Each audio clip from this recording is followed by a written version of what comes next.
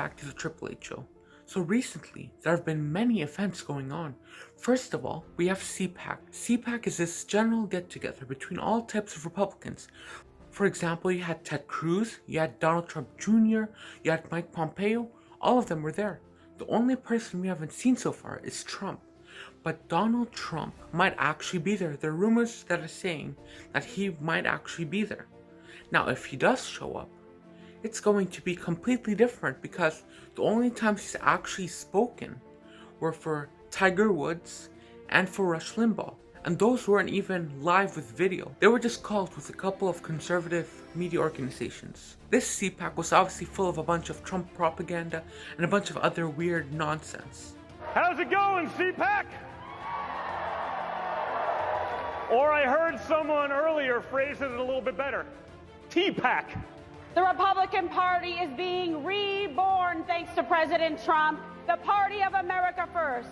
The party of President Trump. They want him to go away. Let me tell you this right now. Donald J. Trump ain't going anywhere. You really don't expect any better than that. And secondly, there's this whole entire thing with Khashoggi, which was basically the news reporter who was murdered by the Saudi government. And the Biden administration, like 2 years later, decided to investigate this again for I don't know why. And they found out that the Saudi government was actually connected. I mean, obviously people knew, but there wasn't like solid proof and confirmation. It was just more of speculation. But now they actually confirmed it. And then Biden's just going on about how he won't let this go. And then obviously that's bad news for the Saudi government. Thirdly, COVID cases have plummeted. And I stated this in the previous video that it wasn't exactly because of Biden. But either way, they're plummeting and it's getting better. And Johnson & Johnson announced a new vaccine, which only requires 1 shot instead of the current 2 standard. And it's much more effective against the different variants. So that will just change a lot of things.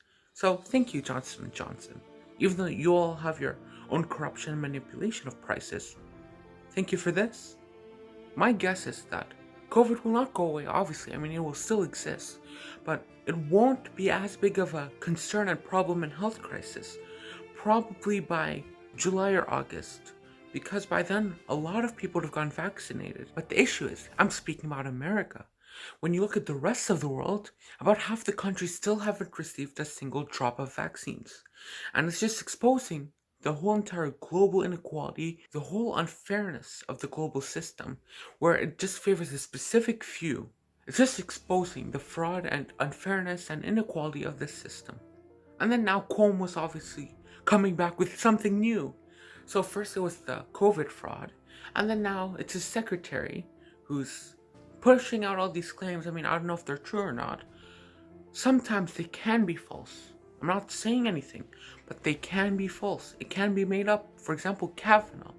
You had this random woman from like 40 or 50 years ago claiming that he, did some weird stuff. But that was 40 or 50 years ago. I mean, I don't know if Cuomo did that stuff, but if he did, I mean, it's bad. But we can't just accuse Cuomo because some random woman said so. We need to actually get proper facts, solid evidence, before pushing such extreme accusations against someone. You can't just randomly accuse someone of something so major. You need valid evidence. So for now, I'm just going to say innocent until guilty. So he didn't really actually do it until they prove otherwise.